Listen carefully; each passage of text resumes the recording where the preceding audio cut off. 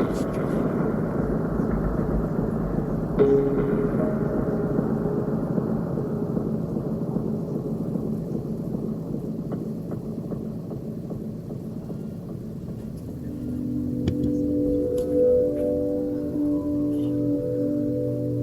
21-year-old college student arrives in Denton, Texas on a warm June night in 1948. She has a steamer truck, a hat box, a purse, and a plan.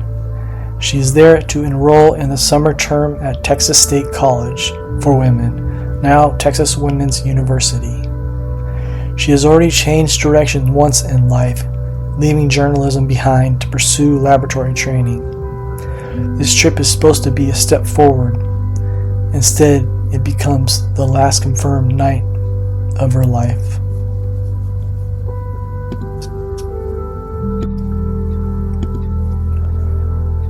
She comes in by train from Texarkana. At the station, she shares a cab ride towards campus. At some point, according to the driver, there is a problem with her luggage. He says he takes her to the Brackenridge Hall at about 9 p.m. He says she gives him a baggage ticket and $1 so he can pick up her trunk the next day.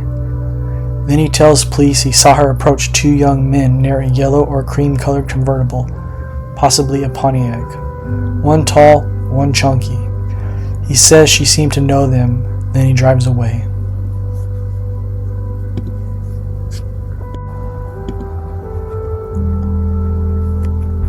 Mary Virginia Jimmie Carpenter never checks into her dorm. She never writes letters she had promised to send home. Her trunk is delivered later, but she is gone. No verified witness steps forward to place her safely anywhere after that moment. No body is found, no charges are filed, and the man whose story anchors the entire mystery remains the last person known to have seen her.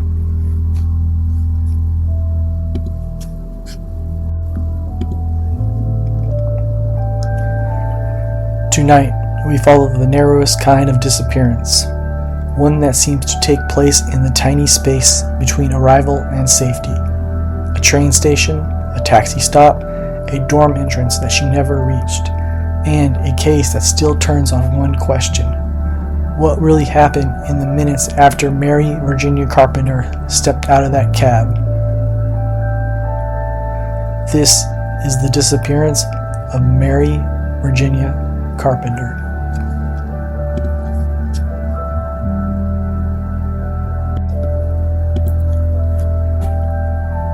Welcome back to District Dark. Some cases survive because of the amount of evidence left behind. Others endure because of the opposite, because so little is known, and because the missing window is so small. Every detail becomes magnified. This is one of those cases. The timeline is not sprawling, it is tight. The clue trail is uneven, but stronger than in many historical disappearances. There is a clear travel plan, a named last witness, an unverified account involving two identified men, and a convertible, shifting statements, rumored sightings, and a decade of theories that never quite close the gap.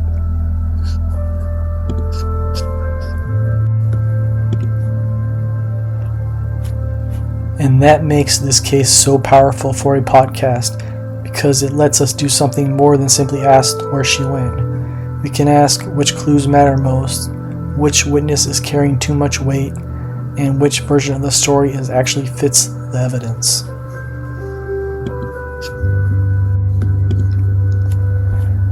Mary Virginia Carpenter was 21 years old when she disappeared. Many agencies referred to her as Virginia, but her nickname was Jimmie. She was from Texarkana, Texas, and by 1948, she was trying to build a professional future for herself.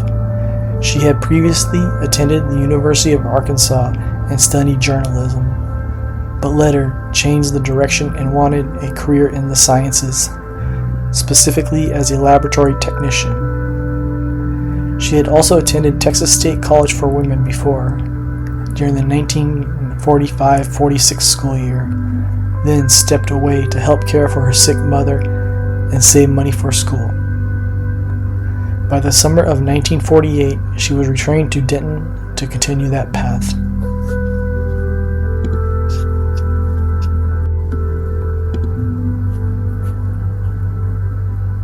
She was described as 5 feet tall, about 120 pounds, with brown hair and brown eyes. She had an appendectomy scar and a limp caused by an earlier bone infection in her right hip. At the time she disappeared, she was still recovering from severe sunburn. Those details may sound small, but in missing person cases they matter. Physical limitations can affect whether someone could travel far on a foot, how memorable they would be to witnesses, and how vulnerable they might be if confronted or forced somewhere against their will.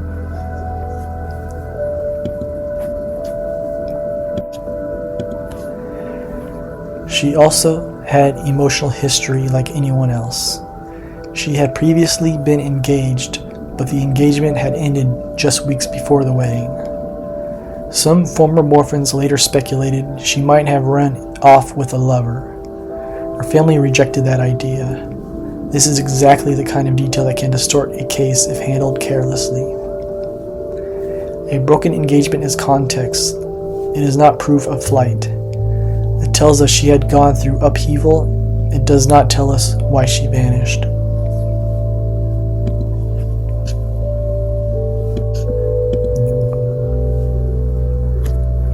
The broad picture is of a young woman in transition, not collapse. She had plans. She had enrolled. She traveled to campus with luggage for summer study. Available reporting points towards someone moving toward a goal, not someone obviously preparing to disappear. That does not rule voluntary flight out, but it makes it harder to assume.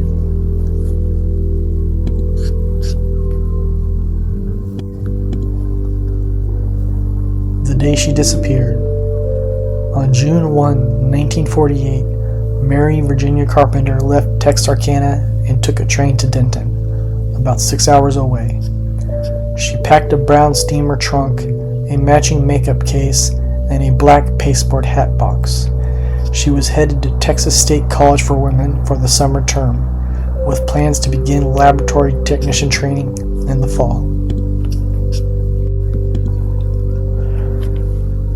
According to later accounts, on the train she met another woman from Texarkana, Marjorie Webster, who was also going to enroll at the college.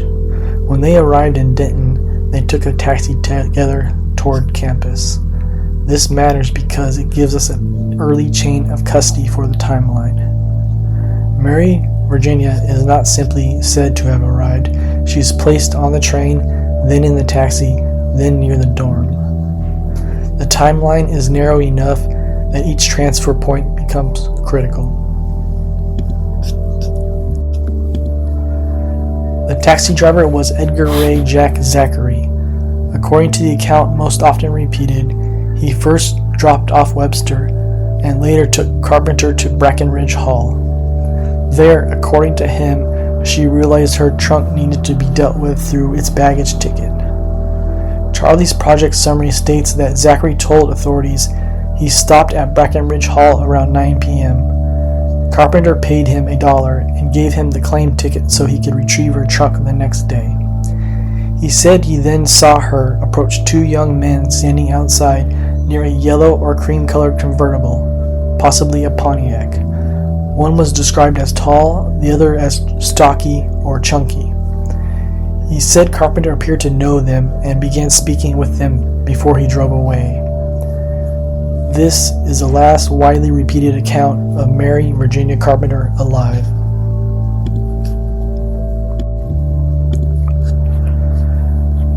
No confirmed witness has publicly emerged to independently verify that she entered the car. No dorm record places her inside Brackenridge Hall that night. No later verified sightings put her anywhere else in Denton. The story bends around Zachary's statement because there is almost nothing after it.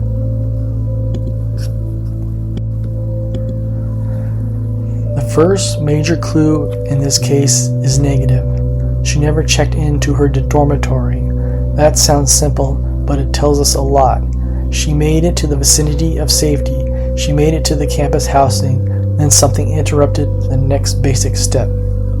Whether that interruption was voluntary, social, manipulative, or violent is the central question.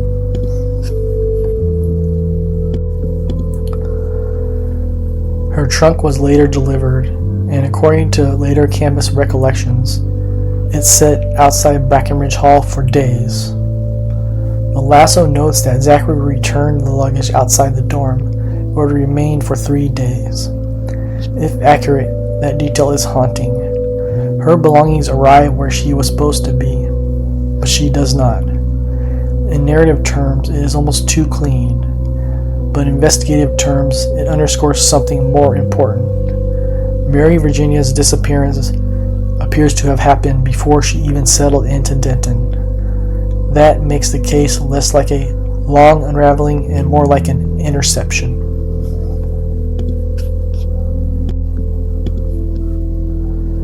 The cab driver problem. Every old case has a pressure point. In this one, it is Jack Zachary. On one level, there are reasons not to dismiss his story outright. He gave a coherent account, he named a location, he gave a description of a car and the men. He turned back up in the story by bringing the trunk the next day. He also repeatedly passed polygraph tests connected to the case. Some later reporting and campus retellings note that former Texas Ranger Lewis Rigler believed Zachary and accepted his claims of innocence. But there are also reasons he remained under suspicion for decades. The Charlie Project notes that authorities learned Zachary had a record for petty crimes and a reputation for being abusive. It also states that in 1957 he was charged with attempted rape, though the charge was later dropped after a complainant did not want prosecution. None of that proves he harmed Mary Virginia Carpenter in 1948, but it changes how investigators and later audiences read his role. It means the last witness was not simply an unlucky driver caught at the edge of a mystery. He was a man whose later record made his proximity look darker.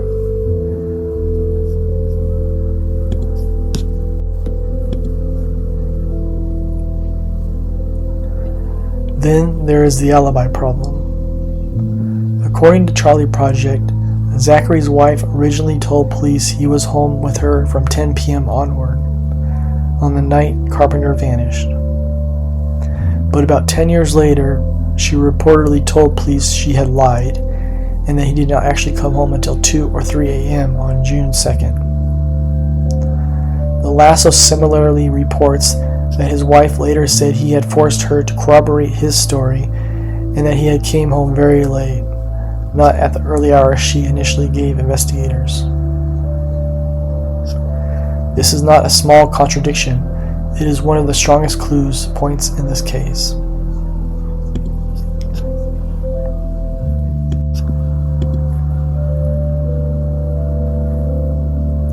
If Zachary got home hours later than reported, those missing hours matter.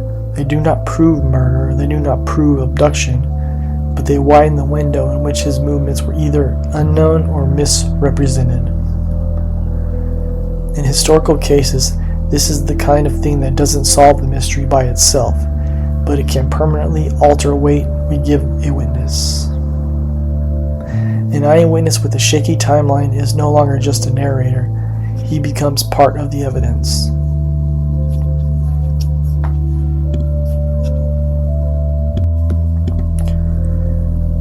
And then there is the two-man story itself. If Zachary was truthful, then the most important leads in the case were the unidentified men in the pale convertible. If he was not truthful, then the men and the car may have been invented to redirect the investigation. This is why this detail is so important. It is either the best clue in the case or the best misdirection in the case. There is almost no middle ground.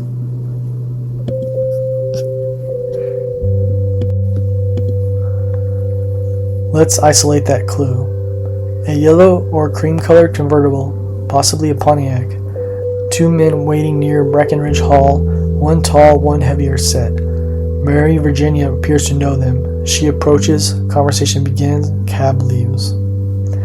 That image has shaped the case for decades because it offers a complete narrative in miniature. She arrives, she recognizes someone, and she gets diverted away from her intended destination.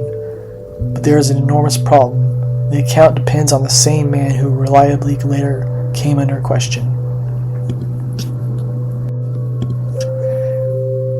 If we treat Zachary's account as broadly accurate, several possibilities open up. The men could have been acquaintances from Texarkana, suitors, friends of friends, or men who had reason to know she was arriving. They could also have been opportunists she did not truly know well, but whom she recognized enough not to fear in the moment. That would fit a common pattern in disappearance cases.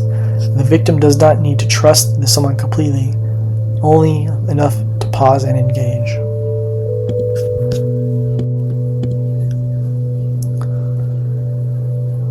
If we treat his account as false or embellished, then the convertible becomes something else entirely, a cinematic detail that explains why no one saw what had happened next. It is the kind of clue that sounds plausible, but it is vivid. Vividness can be truth, it can also be cover. Since no reliable public record seems to identify the two men, trace the vehicle, or independently confirm she entered it, the clue remains unresolved. That is why I keep coming back to the point. The car is not just a clue, it is the fork in the entire case. The disappearance drew heavy attention.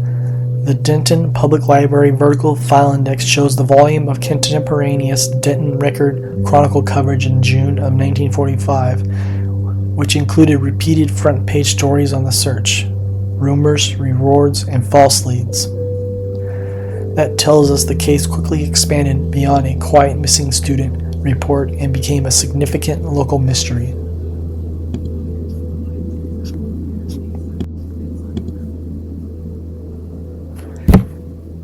As with many public disappearances, rumors began almost immediately.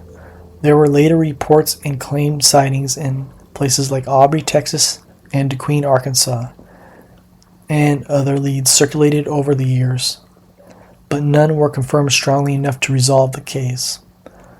The problem with reported sightings is that they keep hope alive while draining investigative clarity. Once a case becomes widely known, almost any woman vaguely resembling the missing person can become possibly her.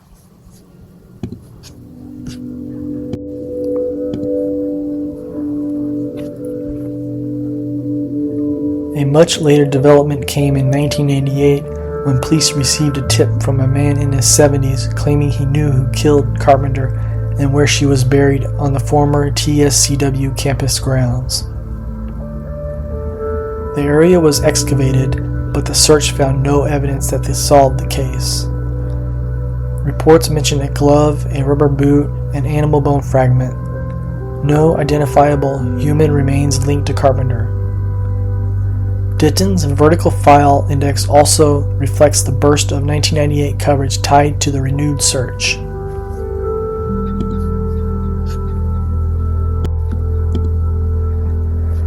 The late excavation is useful in the episode because it shows how durable the suspicion of foul play remained, especially the idea that Mary Virginia never made it far from where she vanished. But it was not the break people hoped for. It was another circle opened and closed.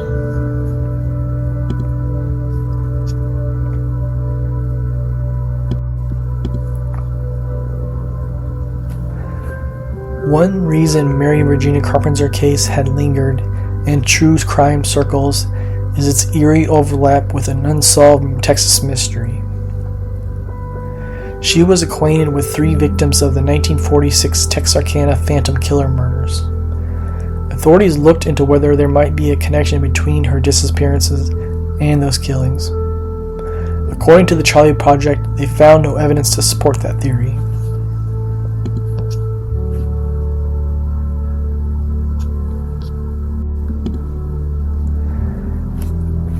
This is exactly the kind of detail that can overshadow a case if you let it.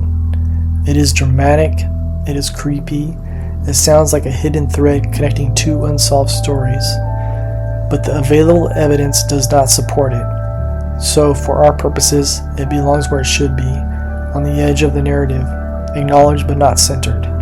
It tells us what people feared, it does not tell us what happened.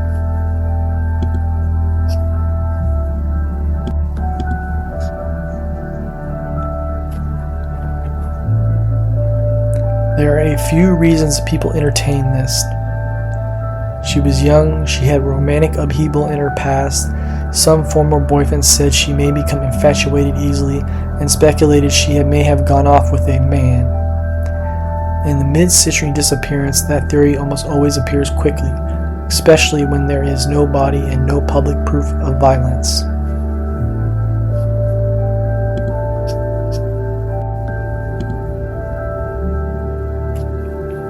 But there are problems with it. She traveled to Denton with luggage to begin school. She appears to have been following through on concrete plans. She never checked into the dorm, which suggests that the deviation happened almost immediately on arrival. There is no strong public evidence that she staged a disappearance, withdrew from her family intentionally, or established a new life elsewhere. Voluntary disappearances can't be ruled out. It simply does not fit the unknown evidence as comfortably as some other possibilities.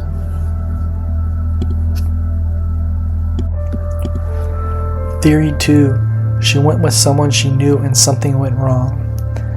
This, to me, one of the most plausible middle ground theories if Zachary's story about the case is substantially true. Mary Virginia could have recognized one or both men, felt no alarm, and chosen to speak with them or go with them, expecting to come back later. That would explain why she never checked in and why there may have been no immediate sign of struggle.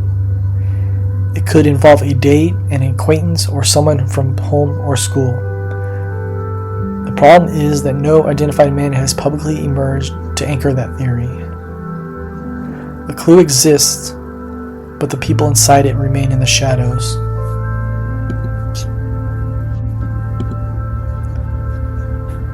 Theory 3. The cab driver was involved. This theory survives because the cab driver is the last witness. His later reputation was troubling, and the alibi connected to his wife shifted dramatically years later. If he harmed Carpenter, then the men and the convertible may have been fiction designed to move the investigation focus away from himself. That theory explains why most important clue in the case may have led nowhere. It was never real.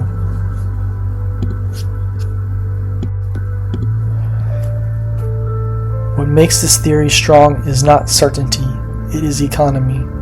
It asks us to believe fewer unknown things. We do not need two unidentified men and a mysterious car.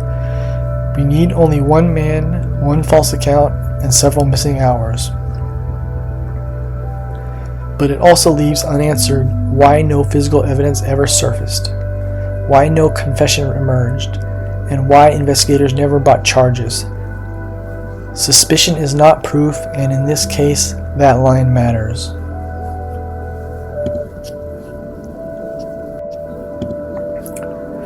Theory 4. She was abducted by strangers.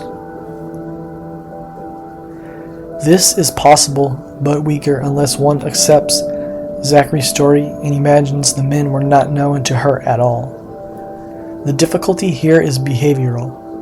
If a young woman just arrived at women's college at night, would she get into a car with strangers instead of checking in? Maybe, under the right social pressure, but the theory gains most of its force from the same unverified story that creates the problem in the first place.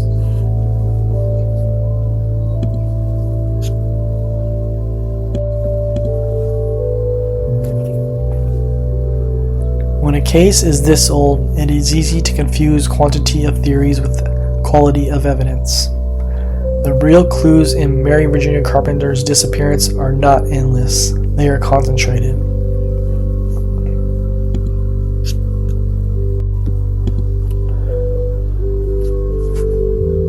First in the timeline, she made it from Texarkana to Denton and appears to have vanished within minutes of reaching campus housing. The second is the dorm non-check-in, which narrows the point of disappearances.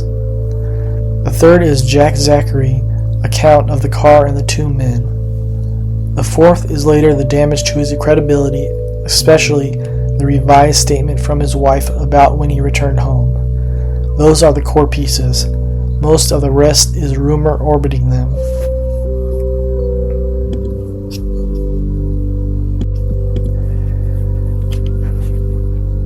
My own reading in the case most likely turned on something that happened very quickly after the taxi stop. Either Zachary was telling a version of the truth and Mary willingly moved towards the wrong people, or Zachary was involved more directly and the car story concealed that. That is an inference, not a documented conclusion, but it is an inference that best fits the narrowness of the timeline and the weakness of all later leads. The reason the case still feels alive is that both possibilities remain viable. The same clue that could solve the mystery also could be the lie that prevented it from being solved.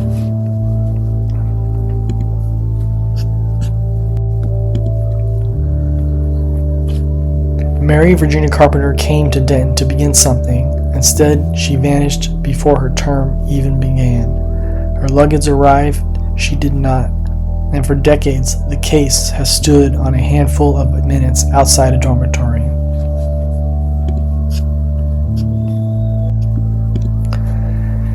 She is sometimes remembered as a historical mystery, a campus legend, an old Texas disappearance. But before all that, she was a young woman trying to shape a career and move forward with her life. That is the part historical cases lose first if we were not careful. They become puzzles before they are people. If the cab driver was truthful, then Mary Virginia Carpenter may have been lost because she trusted the wrong people for only a moment. If he was not truthful, then the investigation may have been bent from the very start by the only one account it most needed to challenge. Either way, the case narrows to the same painful truth. She got close to safety and she never made it inside.